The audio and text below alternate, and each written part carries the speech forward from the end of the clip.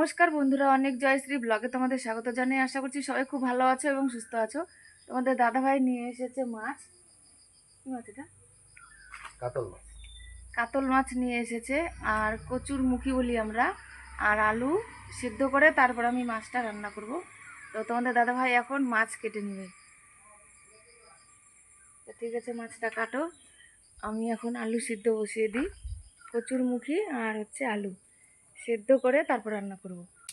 তোমাদের দাদাভাই মাছটা কেটে ধুয়ে দিয়েছে, আর এই যে কচুর মুখি আর আলু আমি সেদ্ধ করে নেব, তারপরে মাছ দিয়ে রান্না করব আর মূলো শাক ভাজা করব। তো আমি এখন আলুগুলোকে ভালো করে ধুয়ে কেটে তারপরে সিদ্ধ বসিয়ে দেবো। আজকে উনুনে রান্না করছি, ভাত বসিয়েছি, তোমাদের দাদাভাই উনুনে জাল দিচ্ছে। আমি এখন আলুগুলো সিদ্ধ বসিয়ে দিই। আমি আলু আর কচুর মুখি ভালো করে ধুয়ে ছুলে নিয়েছি, আর এখন আমি সিদ্ধ বসিয়ে দেব। আমি এখানে গরম মশলা আর ভাজা মশলা বেটে নিয়েছি। এখানে আছে দারচিনি, এলাচ আর হচ্ছে জিরে, ধনিয়া, রাঁধুনি সব কিছু দিয়ে বানিয়েছি সেই মশলাটা। এখন আদা লঙ্কাও বেটে নিব। আর তোমাদের দাদাভাই এই যে শাকটা ধুয়ে এনেছি, এখন কেটে দিবে কুচি করে।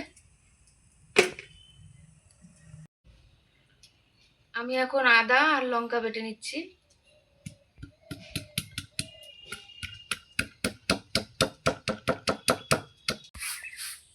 আমার দুর্গাপূজায় এই শাড়িগুলো যে পরেছিলাম ধুয়ে নিচ্ছি। তিনটা আমার লাল পাড় সাদা শাড়ি আছে, তার মধ্যে এই একটা ধুয়ে নিচ্ছি। আর একটা শাড়ি পরে আমার মেয়ে নাচ করেছিল, এটা আমি সিঁদুর পরিয়েছিলাম ঠাকুরকে। আর একটা শাড়ি পরে আমি অষ্টমীর দিন অঞ্জলি দিয়েছিলাম। তো অনেক জামা কাপড় ধোয়ার বাকি আছে আমার, আমার ছেলে মেয়ের, তোমাদের দাদা ভাইয়ের। আর এখন আমি স্নান করে নেবো, এই জামা কাপড়গুলো থালা বাসনগুলো ধুয়ে তারপরে স্নান করে নেবো। আর আমার মেয়ে আর ওর হচ্ছে বান্ধবী খেলছে।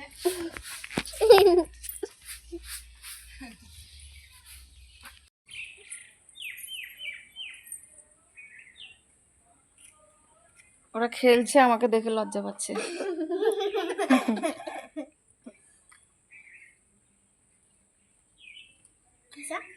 ঠিক আছে, খেলো তোমরা।